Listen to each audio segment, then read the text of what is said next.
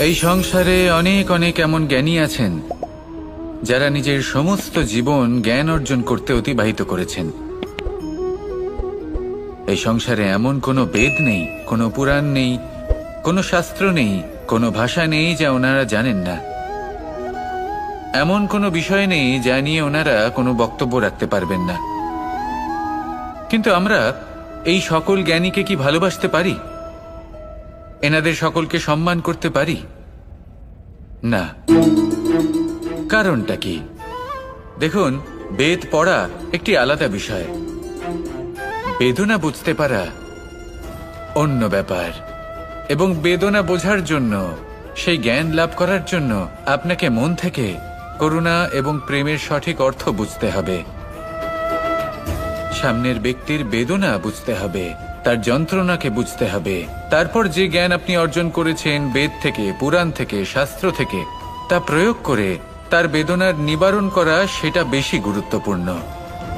সেই জন্য জীবনে শুধুমাত্র শাস্ত্র এবং বেদ পড়ে জ্ঞান অর্জন করতে সময় নষ্ট করবেন না। মন থেকে প্রেমের কি অর্থ সেই বিষয়ে জ্ঞান লাভ করার চেষ্টা করুন। করুণাও বুঝতে চেষ্টা করুন।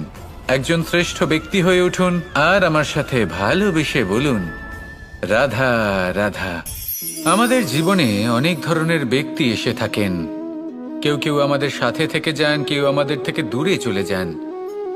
কেউ ভালো মানুষ হন, কেউ খারাপ মানুষ। কিন্তু আমরা সবসময় সেই সময়টাকে নিয়ে দুঃখ প্রকাশ করি যখন আমাদের জীবনে কোনো খারাপ ব্যক্তি প্রবেশ করেন। তারা আমাদের খারাপ অনুভূতি দেন, দুঃখ দেন, কষ্ট দেন। আমরা সবাই তাকে ভালো মন্দ কথা বলি। কিন্তু কেন? এমন বিভিন্ন ধরনের মানুষ, খারাপ মানুষ, ভালো মানুষ, সবার জীবনেই আসেন এবং সকলকেই একটা অমূল্য শিক্ষা দান করে যান। এবার আপনি নিজেই ভেবে দেখুন, জীবনে যখন প্রথমবার আপনি আগুন স্পর্শ করেছিলেন, তখন আপনি একটা শিক্ষা লাভ করেছিলেন যে আমাকে আগুনের থেকে একটু দূরে থাকতে হবে। তারপর আস্তে আস্তে আপনি শিখলেন যে কিভাবে এই আগুনকে নিয়ন্ত্রণে রাখতে হবে। তারপর আপনি শিখলেন যে কিভাবে নিজের জীবনে তাকে প্রয়োগ করতে হবে, তা সে অন্ধকারে প্রকাশ লাভ করার জন্য হোক বা খাবার বানানোর জন্য। সেইভাবেই কোনো খারাপ ব্যক্তি যখন আপনার জীবনে আসে, কোনো শিক্ষা দিয়ে যান, তার প্রতি কৃতজ্ঞ থাকুন। তার বিষয় খারাপ ভাবার বা খারাপ অনুভূতি নিয়ে থাকার কোনো প্রয়োজন নেই। সেই শিক্ষা লাভ করুন, ইতিবাচক মনোভাব নিয়ে জীবনের সামনে এগোতে থাকুন। কেউ নেই যিনি আপনাকে বাধা দিতে পারেন। আসুন আমার সাথে ভালোবেসে বলুন, রাধা রাধা। আভূষণ, কার না ভালো লাগে এই আভূষণ? আমরা পরিশ্রম করি, ধন অর্জন করি আর আভূষণ কিনে থাকি, কখনো নিজের জন্য, কখনো বা তাদের জন্য যাকে আমরা ভালোবাসি, বা তাদের জন্য যাকে আমরা সম্মান করি। হয়তো সেই জন্যই সীতা চূড়ামণি ধারণ করেছিলেন এবং আমি সামন্তকমণি। কিন্তু এটাই কি সেই প্রকৃত আভূষণ যা আপনার মূল্য বৃদ্ধি করে? না। শ্রীরামের আভূষণ হলো ওনার নম্র ভদ্র ব্যবহার। মাতা সীতার আভূষণ হলো ওনার সততা, ওনার নিষ্ঠা, ওনার ত্যাগ। অর্জুনের আভূষণ ছিল ওনার একাগ্রতা। রাধার আভূষণ ওনার প্রেম। এই আভূষণ কোথাও নেই, আপনার মনে আছে। যদি আপনার মনে মিষ্টতা থাকে, তা শান্ত হয়, তাতে সততা থাকে, নিষ্ঠা থাকে এবং প্রেম থাকে, তাহলে আপনার অন্য আর কোনো আভূষণের কোনো প্রয়োজন নেই। আপনি যতই ভিড়ের মাঝে থাকুন, আপনার ঔজ্জ্বল্য চোখে পড়বে। আসুন আর আমার সাথে ভালোবেসে বলুন, রাধা রাধা। পায়েস হলো আমার বিশেষ প্রিয়। এর মধুর স্বাদ মনকে প্রফুল্ল করে তোলে। ছোটবেলায় মা আমার জন্য পায়েস বানাতেন এবং আমাকে বলতেন যে গরম থাকতে থাকতে খেয়ে নে কানাই, ঠান্ডা হয়ে গেলে ভালো লাগবে না। কিন্তু আমিও দুষ্টু ছিলাম, ঠান্ডা হওয়া পর্যন্ত অপেক্ষা করতাম। আর ঠান্ডা হয়ে যাওয়ার পরে মার কাছে যেতাম আর ওনাকে বলতাম যে মা, পায়েস তো ঠান্ডা হয়ে গেছে, এটা গরম করে দিন। তখন মা হাসতেন আর বলতেন যে পায়েস না হয় আমি আবার গরম করে দেব কানাই, কিন্তু এর মধুর স্বাদ, সেই মিষ্টত্ব, সেই সুবাস, সেটা আবার ফিরে আসবে না। কথাটা সত্যি। আর এই সত্যটাই আমাদেরও জীবনের সত্য। আমাদের জীবনের মধুর সম্পর্কগুলি এতে যখন কটুভাব প্রবেশ করে তখন সেই মিষ্টত্ব ফিরিয়ে আনা প্রায় অসম্ভব ব্যাপার হয়ে যায়। আপনি চেষ্টা করে সেই সম্পর্ক ঠিক করতেই পারবেন, তার জন্য অগাধ পরিশ্রম করতে হবে, কিন্তু আবার সেই মিষ্টত্ব কখনো ফিরে আসবে না। সেই জন্য আপনার জীবনের যে মধুর সম্পর্ক আছে যতটা সম্ভব চেষ্টা করুন তাতে মিষ্টত্ব বজায় রাখতে। কটুভাব আসতে দেবেন না। আসুন আর আমার সাথে মধুর স্বরে বলুন, রাধা রাধা। শব্দ শব্দ আসলে কি? শুধুই কয়েকটি অক্ষরের সমষ্টি, নাকি আমাদের বাণী? এই শব্দ এমন এক শক্তি যা কাউকেই নিজের বশবর্তী করে ফেলতে পারে। শব্দ এমন এক অস্ত্র যা কাউকে ক্ষত বিক্ষত করে দিতে পারে। এই শব্দ হলো একটি নাদ স্বরূপ যা কোনো ঘুমন্ত ব্যক্তিকেও জাগিয়ে তুলতে পারে এবং নিজের লক্ষ্যের দিকে অগ্রসর করতে পারে। শব্দে এত শক্তি আছে যে কারোর মনে এতটা আঘাত দিতে পারে যে সে হয়তো জীবনে আর কখনো এগোতেই পারল না। তাহলে এই শব্দের প্রয়োগ খুব ভেবে চিন্তে করবেন। এবং এই শব্দের মতোই হলো নীরবতা। অনেক সময় এই নীরবতা আমাদের সহায়ক হয়ে ওঠে। অনেক সময় এটা আমাদের অনুশোচনাকে অনেক বেশি বাড়িয়ে তুলতে পারে। ভীষ্ম পিতামহ, অঙ্গরাজ কর্ণ যখন দ্রৌপদীর বস্ত্রহরণ হচ্ছিল তখন এনারা নীরব ছিলেন। দুর্যোধনের বিরোধিতা করেননি, ওকে বাধা দেননি। আর তারপর কি হলো সেটা আপনারা সকলে জানেন। দেখতে গেলে নীরবতা চুপ করে থাকা, কিন্তু যদি কোনো দুষ্টের সামনে চুপ করে থাকেন, যদি তার বিরোধিতা না করতে পারেন, তাহলে এই নীরবতাই অনেক বড় পাপের আকার ধারণ করে। মনে রাখবেন আর আমার সাথে ভালোবেসে বলবেন, রাধা রাধা। মহাভারতে অনেক যোদ্ধারা অংশগ্রহণ করেছিলেন। সবাই ছিলেন শ্রেষ্ঠ কুলের। কেউ কেউ ছিলেন বড় বড় রাজ্যের রাজা, কেউ কেউ ছিলেন দেবতার পুত্র। এনারা সবাই অংশ নিয়েছিলেন। এনারা সবাই শ্রেষ্ঠ কুলের, প্রত্যেকে ভালো পরিবেশ পেয়েছেন। কিন্তু সেখানেই অন্যদিকে ছিল বারবারিক, অসুরপুত্র বারবারিক। এবং এই অসুরপুত্র বারবারিকই এই সময় দাঁড়িয়ে ভগবান রূপে স্থাপিত হয়ে আছেন। পুজো করা হয় তাকে। কারণটা কি? নির্বাচন। বারবারিক একটি দ্বন্দ্বের মধ্যে ছিলেন। ঠিক যেমন প্রত্যেক যোদ্ধার জীবনে দ্বন্দ্ব এসে থাকে, তখন সে কি নির্বাচন করবে সেটা হলো অত্যন্ত গুরুত্বপূর্ণ। বারবারিকের কাছে এত শক্তি ছিল যে একটি মাত্র বাণ প্রয়োগ করে সবাইকে নাশ করতে পারত। দ্বন্দ্ব ছিল একটাই, যে ও নির্বাচন করতেই পারছিল না কোন পক্ষ হয়ে যুদ্ধ করবে। ওর নির্বাচন ছিল এটাই যে ও কোনো পক্ষের হয়েই যুদ্ধ করবে না, বরং নিজের মস্তক সে দান করবে। আর এই কর্মের কারণে, এই নির্বাচনের কারণে আজকের সময়ে দাঁড়িয়ে ওকে ঘাটুশ্যাম রূপে পুজো করা হয়। মনে রাখবেন, শুধু আপনার ব্যক্তিত্ব গুরুত্বপূর্ণ নয়, আপনি কোথা থেকে আসছেন, কোন কুলে আপনার জন্ম, শুধুমাত্র সেটা গুরুত্বপূর্ণ নয়।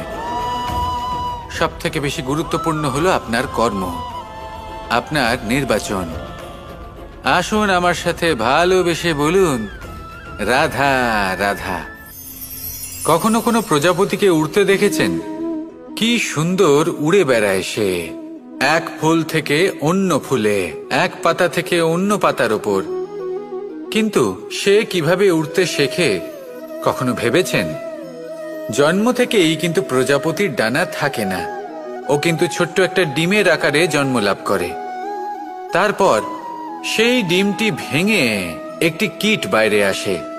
আস্তে আস্তে সে বড় হয়, ওর শক্তি বৃদ্ধি পায়। তারপর সে সেই কীট দশা ত্যাগ করে নিজের ডানাগুলি মেলে।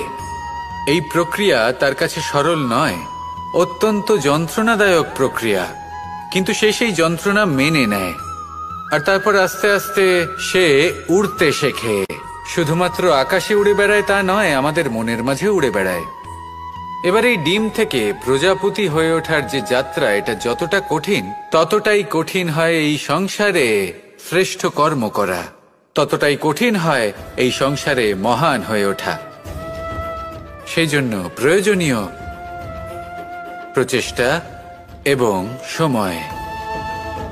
নিরন্তর প্রচেষ্টা করতে থাকুন, পর্যাপ্ত সময় নিন, এবং আপনি নিজেকে এই আকাশে উড়ন্ত অবস্থায় পাবেন।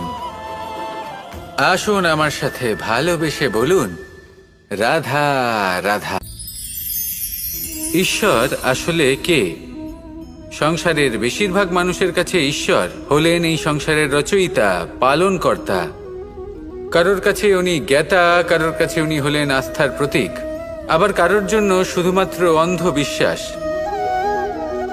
কিন্তু এই ঈশ্বর কি কোনো শরীর, নাকি একটা বোধ, নাকি শুধুই শ্রদ্ধা? ঈশ্বর হলেন তিনি যিনি হলেন আপনার ইষ্ট। সেই জন্যই তো গুরু, মাতা, পিতা এনাদেরও ঈশ্বরই বলা হয়েছে। যাদেরকে আমরা ঈশ্বর বলে মনে করি, যারা আমাদের ইষ্ট, তাঁরা আমাদের একটি পথ দেখান, একটি দিকে চালিত করেন। সেই পথে চলে আপনি শুভ কর্ম করতে পারেন। আর যখন কোনো ব্যক্তি তার ঈশ্বরের আদেশ পালন করেন, তখন সে নিজে থেকেই শুভ পথে অগ্রসর হয়ে যান। বেশ কয়েকজন মানুষ ঈশ্বরের ওপর আস্থা রাখেন এবং ভাবেন যে অনুচিত কোনো কাজ করা উচিত নয়, ঈশ্বর দেখছেন। ওনারা ভয় পান যে কোনো অনুচিত কর্ম করলে কে জানে তার পরিণাম কি হবে। এমন অনেক ব্যক্তি রয়েছেন যারা ঈশ্বরকে বিশ্বাস করেন এবং জানেন যে ঈশ্বর তাদেরকে দেখছেন, তাই যে যে শুভকর্ম ওনারা করেছেন তার ফল তারা অবশ্যই পাবেন। এবার আপনি ভয় পেয়ে ঈশ্বরকে বিশ্বাস করবেন, নাকি বিশ্বাসের দ্বারা ঈশ্বরকে বিশ্বাস করবেন, সেই সিদ্ধান্ত আপনারই। কিন্তু হ্যাঁ, যদি আপনার মনে ঈশ্বরের জন্য কোনো স্থান থাকে, যদি আপনার কোনো ইষ্ট থাকেন, যদি আপনি কাউকে ঈশ্বর মনে করেন, যার প্রত্যেক আদেশ আপনি পালন করে থাকেন, তাহলে বলি, ঈশ্বর কখনো আপনাকে অনুচিত পথে চালিত করবেন না। আসুন আমার সাথে ভালোবেসে বলুন, রাধা রাধা। এই সংসারে ভিন্ন ভিন্ন ধরনের গাছ আছে, অসংখ্য ধরনের প্রজাতি আছে। কিছু গাছ পাতা দিয়ে থাকে, কিছু ফুল, কিছু ফল। কেউ ছায়া প্রদান করে, কেউ শীতলতা প্রদান করে, কেউ নিজেকে খুব কষ্ট দিয়ে এই সংসারের বিকাশে সহায়ক হয়ে ওঠে। কিন্তু এই সবার মধ্যে একটা বিষয় কিন্তু সমান। এরা প্রত্যেকেই পাতা ছাড়া, ফুল ছাড়া, ফল ছাড়া জীবিত থাকতেই পারে, কিন্তু কোনো বৃক্ষই শিকড় ছাড়া বেঁচে থাকতেই পারে না। এটাই হলো রাধার। ঠিক সেইভাবেই আমাদের জীবনে শক্তি হোক, ধন হোক বা সাফল্য হোক, আমাদের বা আমাদের পরিবারের প্রসন্নতাই হোক, এই সব কিছুর আধার হলো, সব কিছুর মূল হলো পরিশ্রম। তাই জীবনে চিরকাল পরিশ্রম করতে থাকুন। যদি আপনি জীবনে মহান হবার পথে অগ্রসর হতে চান, তাহলে পরিশ্রম করুন। এই পরিশ্রম দ্বারাই নিজের পরিবারকে প্রসন্ন করুন, নিজের বন্ধুদের প্রসন্ন করুন, এই সমাজকে গর্বিত করুন। আসুন আমার সাথে ভালোবেসে বলুন, রাধা রাধা। একে বালি বলুন, মাটি বলুন বা ধুলো বলুন, এ দিয়ে কত কিছু করা সম্ভব। এ দিয়ে আপনি নিজের বাসস্থান নির্মাণ করতে পারেন, প্রাচীর গড়ে তুলতে পারেন, অট্টালিকা নির্মাণ করতে পারেন। কিন্তু যদি এই বালিকে আপনি মুষ্টিবদ্ধ করে রাখতে চান, তাহলে তা হাত থেকে ফসকে যাবে। আপনি কখনোই একে মুষ্টিবদ্ধ করতে পারবেন না। এরকমই হয় আমাদের জীবন, আর এরকমই হয় সময়। এই মুষ্টিবদ্ধ করা বালির মতো। সময়কে আমরা বাধা দিতে পারবো না, আটকেও রাখতে পারবো না।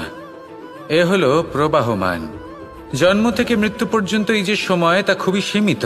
আর এই সময় আমরা যেটাই করি তার দ্বারাই আমাদের মূল্য নির্ধারিত হয়।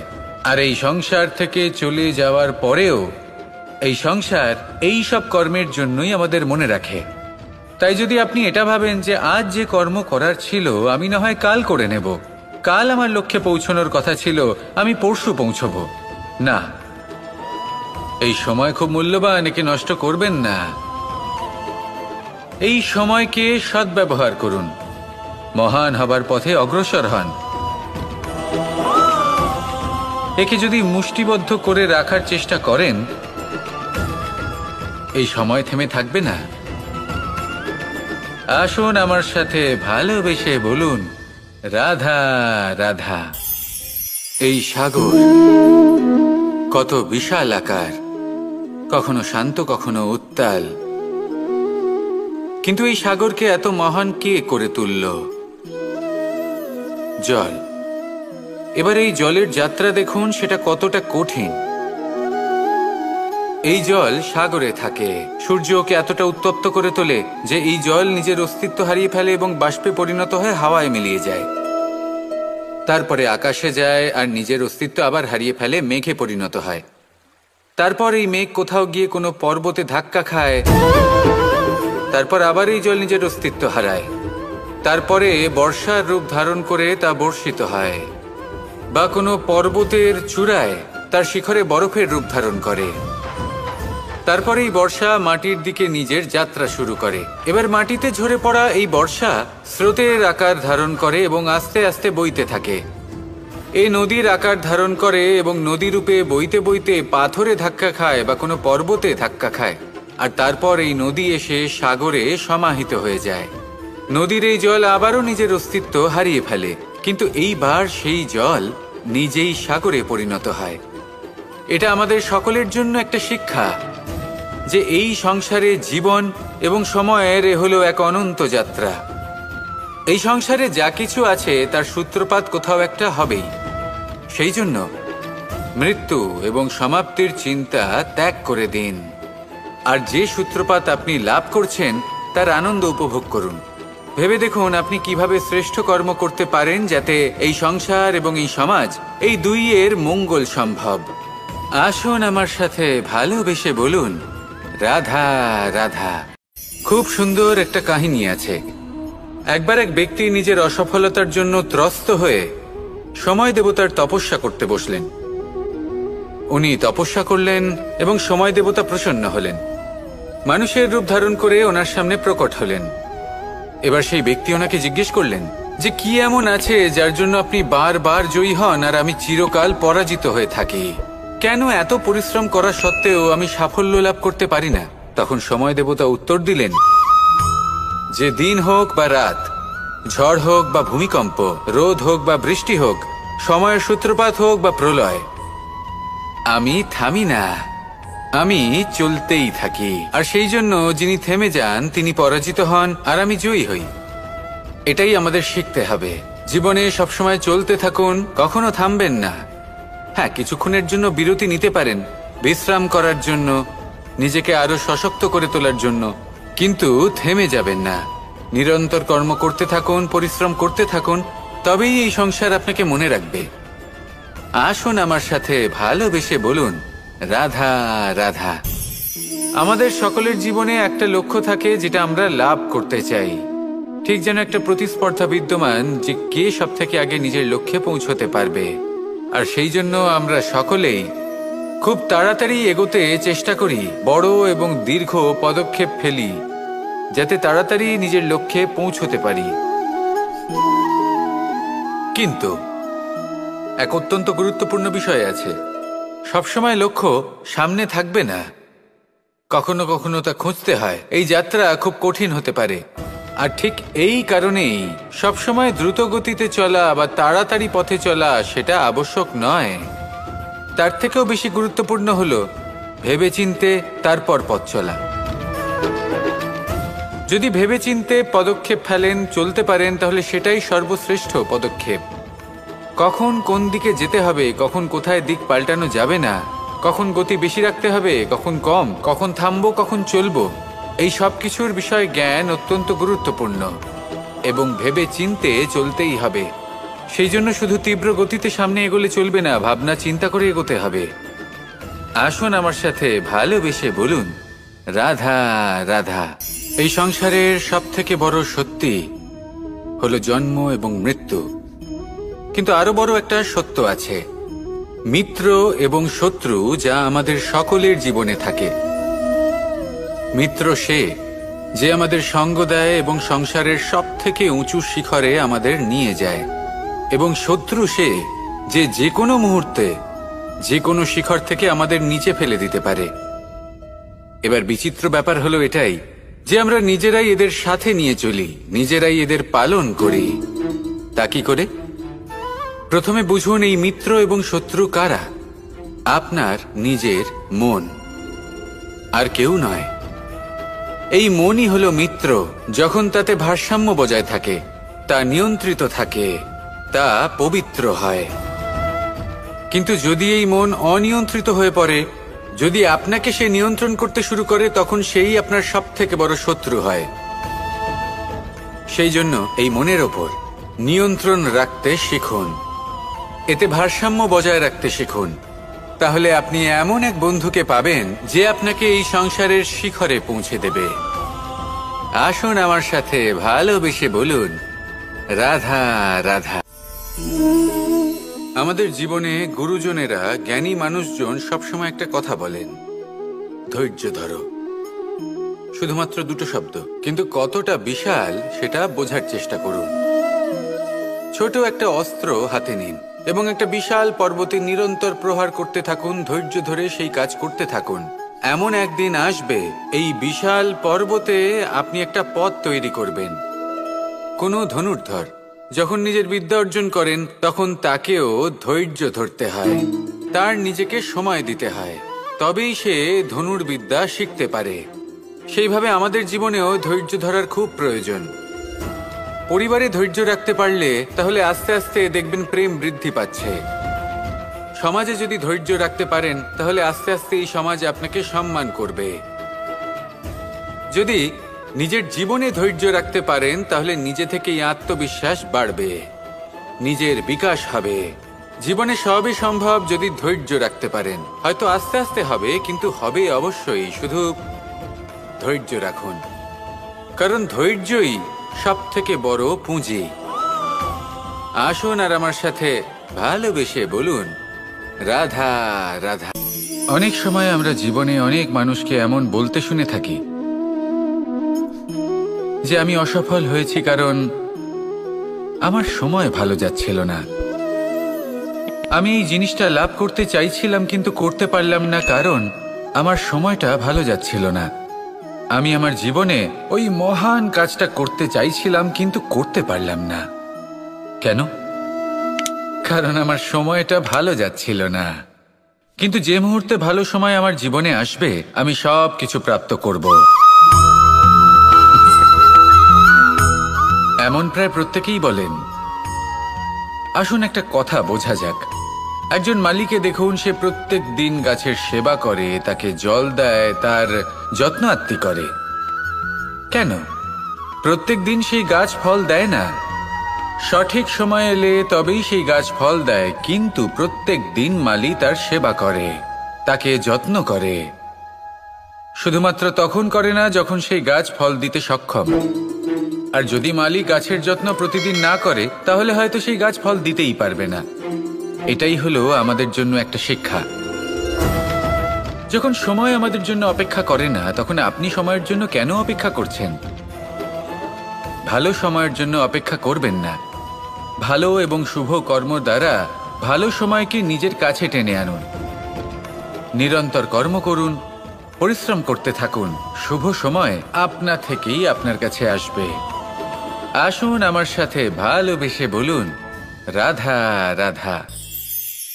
আমাদের জীবনে যখনই আমরা কোনো বড় দায়িত্বের সম্মুখীন হই, তখন আমরা তার থেকে দূরে পালাই আর এই অজুহাত দিই যে না না, এত বেশি ভার বহন করার যোগ্যতা আমার নেই, আমি করতেই পারবো না। দেখুন, এই সংসারে ভিন্ন ভিন্ন ধরনের গাছ আছে, ছোট গাছ, বড় গাছ, কিন্তু বটগাছের মতো বড় এবং নিবিড় গাছ আর একটাও নেই। সে নিঃস্বার্থভাবে এই সংসারকে সেবা করে যায়, ছায়া প্রদান করে, শীতলতা প্রদান করে। আর যখন এমন সময় আসে যখন তার ওপর বোঝা অত্যন্ত বেড়ে যায়, সে কিন্তু কোনোভাবেই ভেঙে পড়ে না। তখন সে নিজের নিঃস্বার্থ কর্মের ফল লাভ করে, সেই নিঃস্বার্থ কর্ম যা সে করেছে। তার দেহ থেকে ছোট ছোট ঝুড়ি বার হয় এবং তা কাণ্ডের আকার ধারণ করে। সেই কাণ্ড মাটির কাছে পৌঁছয় এবং তারপর তা বটগাছের সহায়ক হয়ে ওঠে। সে ভেঙে পড়ে যায় না। এইভাবে আপনিও জীবনে নিঃস্বার্থভাবে সবার সেবা করুন, ভালোবাসুন, সবাইকে সাহায্য করুন। যেদিন আপনার ওপর বোঝা অত্যন্ত বেড়ে যাবে, সেদিন এই সব মানুষ আপনাকে সাহায্য করার জন্য আসবেন, আপনার শক্তি হয়ে উঠবেন, আর আপনি বটগাছের মতোই মহান এবং বিশাল হয়ে উঠবেন। আসুন আর আমার সাথে ভালোবেসে বলুন, রাধা রাধা। এই সংসারের সব থেকে বড় রোগ কোনটা? কেউ বলবে মানসিক রোগ, কেউ বলবে সেই রোগ যা সর্পদংশনের ফলে হয়ে থাকে। এই সংসারে ভিন্ন ভিন্ন ধরনের রোগ আছে এবং তার সাথে ভিন্ন ভিন্ন ধরনের যন্ত্রণাও রয়েছে।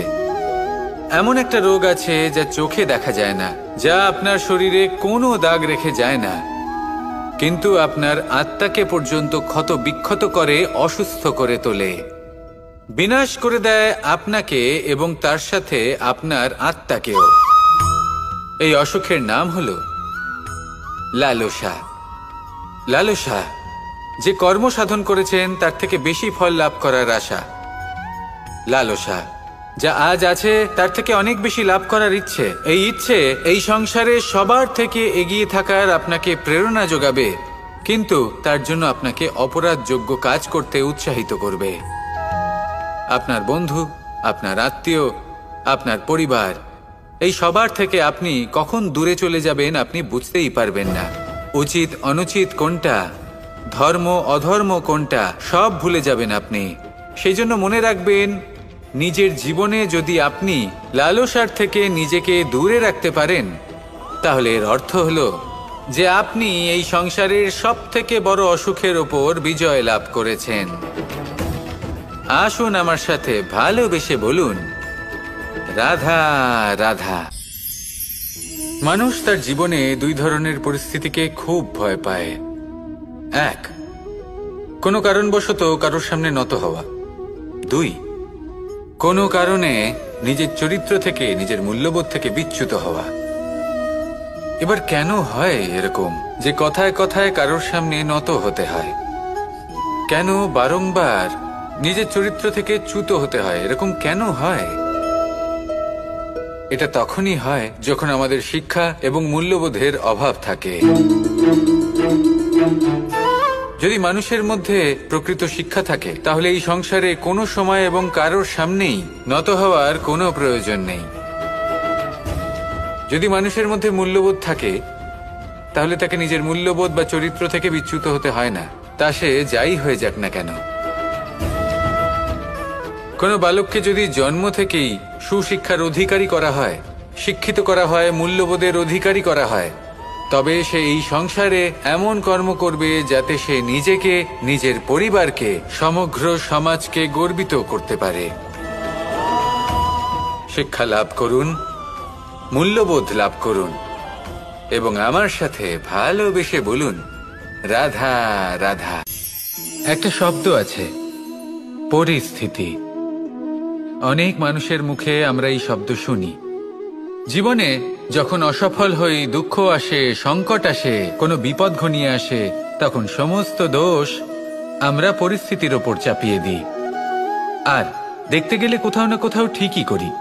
এই পরিস্থিতি প্রত্যেক দিনের মতো পাল্টাতে থাকে, কিন্তু এই দিন, এই রাত, এমন কেউ আছেন যিনি এর ওপরেও নিয়ন্ত্রণ সাধন করেন, আর তিনি হলেন সূর্য।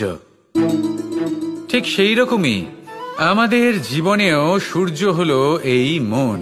যদি এই মনের উপর আমরা নিয়ন্ত্রণ করতে পারি, তাহলে আমরা জীবনকেও নিয়ন্ত্রণ করতে পারবো। প্রথমে এই মনের রাজা হয়ে উঠতে হবে। তাই মনে রাখবেন, যদি মন দুর্বল হয়, তাহলে পরিস্থিতি আমাদের সমস্যা বলে মনে হবে। এই মন যদি স্থির হয়, পরিস্থিতি প্রতিস্পর্ধা বলে মনে হবে। আর এই মন যদি শক্তিশালী হয়ে ওঠে, তাহলে যে কোনো পরিস্থিতি আপনার কাছে একটা সুযোগ মাত্র, এমন এক সুযোগ যাতে অগ্রসর হয়ে আপনি মহান হয়ে উঠতে পারেন। এই মনের শক্তির বৃদ্ধি ঘটান, মহান হয়ে উঠুন, আর আমার সাথে ভালোবেসে বলুন, রাধা রাধা। এই সংসারে অনেক অনেক এমন জ্ঞানী আছেন যারা নিজের সমস্ত জীবন জ্ঞান অর্জন করতে অতিবাহিত করেছেন। এই সংসারে এমন কোনো বেদ নেই, কোনো পুরাণ নেই, কোনো শাস্ত্র নেই, কোনো ভাষা নেই যা ওনারা জানেন না। এমন কোনো বিষয় নেই যা নিয়ে ওনারা কোনো বক্তব্য রাখতে পারবেন না। কিন্তু আমরা এই সকল জ্ঞানীকে কি ভালোবাসতে পারি? এনাদের সকলকে সম্মান করতে পারি না। কারণটা কি? দেখুন, বেদ পড়া একটি আলাদা বিষয়, বেদনা বুঝতে পারা অন্য ব্যাপার। এবং বেদনা বোঝার জন্য, সেই জ্ঞান লাভ করার জন্য আপনাকে মন থেকে করুণা এবং প্রেমের সঠিক অর্থ বুঝতে হবে। সামনের ব্যক্তির বেদনা বুঝতে হবে, তার যন্ত্রণাকে বুঝতে হবে। তারপর যে জ্ঞান আপনি অর্জন করেছেন বেদ থেকে, পুরাণ থেকে, শাস্ত্র থেকে, তা প্রয়োগ করে তার বেদনার নিবারণ করা, সেটা বেশি গুরুত্বপূর্ণ। সেই জন্য জীবনে শুধুমাত্র শাস্ত্র এবং বেদ পড়ে জ্ঞান অর্জন করতে সময় নষ্ট করবেন না। মন থেকে প্রেমের কি অর্থ সেই বিষয়ে জ্ঞান লাভ করার চেষ্টা করুন, করুণাও বুঝতে চেষ্টা করুন। একজন শ্রেষ্ঠ ব্যক্তি হয়ে উঠুন, আর আমার সাথে ভালোবেসে বলুন, রাধা রাধা। আমাদের জীবনে অনেক ধরনের ব্যক্তি এসে থাকেন। কেউ কেউ আমাদের সাথে থেকে যান, কেউ আমাদের থেকে দূরে চলে যান। কেউ ভালো মানুষ হন, কেউ খারাপ মানুষ। কিন্তু আমরা সবসময় সেই সময়টাকে নিয়ে দুঃখ প্রকাশ করি যখন আমাদের জীবনে কোনো খারাপ ব্যক্তি প্রবেশ করেন। তারা আমাদের খারাপ অনুভূতি দেন, দুঃখ দেন, কষ্ট দেন। আমরা সবাই তাকে ভালো মন্দ কথা বলি। কিন্তু কেন? এমন বিভিন্ন ধরনের মানুষ, খারাপ মানুষ, ভালো মানুষ, সবার জীবনেই আসেন এবং সকলকেই একটা অমূল্য শিক্ষা দান করে যান। এবার আপনি নিজেই ভেবে দেখুন, জীবনে যখন প্রথমবার আপনি আগুন স্পর্শ করেছিলেন, তখন আপনি একটা শিক্ষা লাভ করেছিলেন যে আমাকে আগুনের থেকে একটু দূরে থাকতে হবে। তারপর আস্তে আস্তে আপনি শিখলেন যে কিভাবে এই আগুনকে নিয়ন্ত্রণে রাখতে হবে। তারপর আপনি শিখলেন যে কিভাবে নিজের জীবনে তাকে প্রয়োগ করতে হবে, তা সে অন্ধকারে প্রকাশ লাভ করার জন্য হোক বা খাবার বানানোর জন্য। সেইভাবেই কোনো খারাপ ব্যক্তি যখন আপনার জীবনে আসে, কোনো শিক্ষা দিয়ে যান, তার প্রতি কৃতজ্ঞ থাকুন। তার বিষয় খারাপ ভাবার বা খারাপ অনুভূতি নিয়ে থাকার কোনো প্রয়োজন নেই। সেই শিক্ষা লাভ করুন, ইতিবাচক মনোভাব নিয়ে জীবনের সামনে এগোতে থাকুন। কেউ নেই যিনি আপনাকে বাধা দিতে পারেন। আসুন আমার সাথে ভালোবেসে বলুন, রাধা রাধা। আভূষণ, কার না ভালো লাগে এই আভূষণ? আমরা পরিশ্রম করি, ধন অর্জন করি, আর আভূষণ কিনে থাকি, কখনো নিজের জন্য, কখনো বা তাদের জন্য যাকে আমরা ভালোবাসি, বা তাদের জন্য যাকে আমরা সম্মান করি। হয়তো সেই জন্যই সীতা চূড়ামণি ধারণ করেছিলেন এবং আমি সামন্তকমণি। কিন্তু এটাই কি সেই প্রকৃত আভূষণ যা আপনার মূল্য বৃদ্ধি করে? না। শ্রীরামের আভূষণ হলো ওনার নম্র ভদ্র ব্যবহার। মাতা সীতার আভূষণ হলো ওনার সততা, ওনার নিষ্ঠা, ওনার ত্যাগ। অর্জুনের আভূষণ ছিল ওনার একাগ্রতা। রাধার আভূষণ ওনার প্রেম। এই আভূষণ কোথাও নেই, আপনার মনে আছে। যদি আপনার মনে মিষ্টতা থাকে, তা শান্ত হয়, তাতে সততা থাকে, নিষ্ঠা থাকে এবং প্রেম থাকে, তাহলে আপনার অন্য আর কোনো আভূষণের কোনো প্রয়োজন নেই। আপনি যতই ভিড়ের মাঝে থাকুন, আপনার ঔজ্জ্বল্য চোখে পড়বে। আসুন আর আমার সাথে ভালোবেসে বলুন, রাধা রাধা। পায়েস হলো আমার বিশেষ প্রিয়। এর মধুর স্বাদ মনকে প্রফুল্ল করে তোলে। ছোটবেলায় মা আমার জন্য পায়েস বানাতেন এবং আমাকে বলতেন যে গরম থাকতে থাকতে খেয়ে নে কানাই, ঠান্ডা হয়ে গেলে ভালো লাগবে না। কিন্তু আমিও দুষ্টু ছিলাম, ঠান্ডা হওয়া পর্যন্ত অপেক্ষা করতাম, আর ঠান্ডা হয়ে যাওয়ার পরে মার কাছে যেতাম আর ওনাকে বলতাম যে মা, পায়েস তো ঠান্ডা হয়ে গেছে। এটা গরম করে দিন। তখন মা হাসতেন আর বলতেন যে পায়েস না হয় আমি আবার গরম করে দেব কানাই, কিন্তু এর মধুর স্বাদ, সেই মিষ্টত্ব, সেই সুবাস, সেটা আবার ফিরে আসবে না। কথাটা সত্যি। আর এই সত্যটাই আমাদেরও জীবনের সত্য। আমাদের জীবনের মধুর সম্পর্কগুলি, এতে যখন কটুভাব প্রবেশ করে তখন সেই মিষ্টত্ব ফিরিয়ে আনা প্রায় অসম্ভব ব্যাপার হয়ে যায়।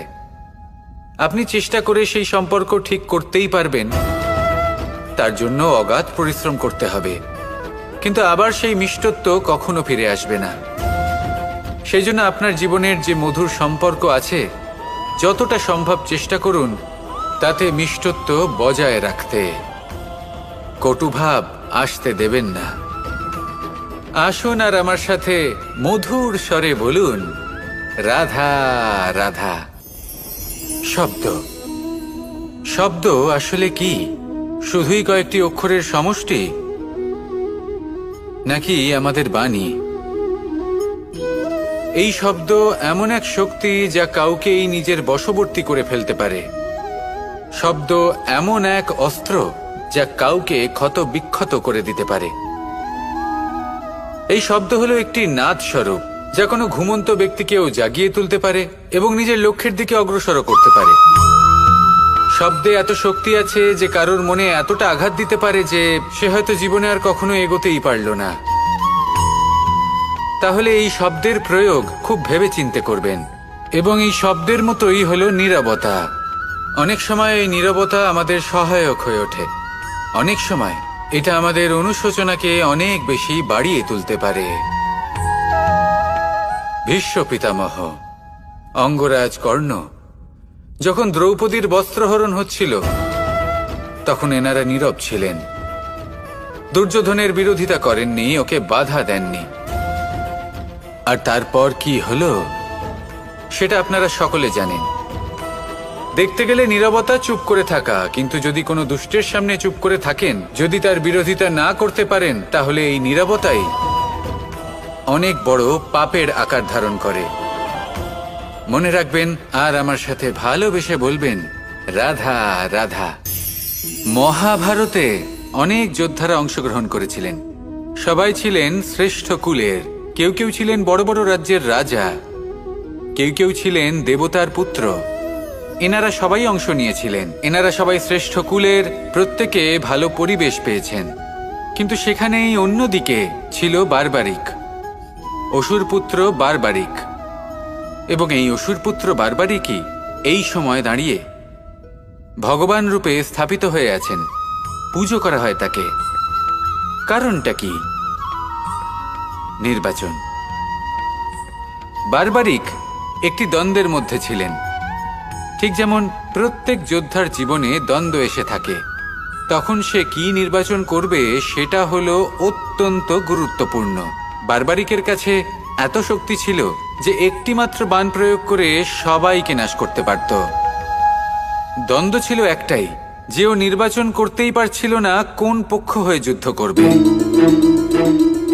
ওর নির্বাচন ছিল এটাই যে ও কোনো পক্ষের হয়েই যুদ্ধ করবে না, বরং নিজের মস্তক সে দান করবে। আর এই কর্মের কারণে, এই নির্বাচনের কারণে আজকের সময়ে দাঁড়িয়ে ওকে ঘাটুশ্যাম রূপে পুজো করা হয়। মনে রাখবেন, শুধু আপনার ব্যক্তিত্ব গুরুত্বপূর্ণ নয়, আপনি কোথা থেকে আসছেন, কোন কুলে আপনার জন্ম, শুধুমাত্র সেটা গুরুত্বপূর্ণ নয়। সব থেকে বেশি গুরুত্বপূর্ণ হলো আপনার কর্ম, আপনার নির্বাচন। আসুন আমার সাথে ভালোবেসে বলুন, রাধা রাধা।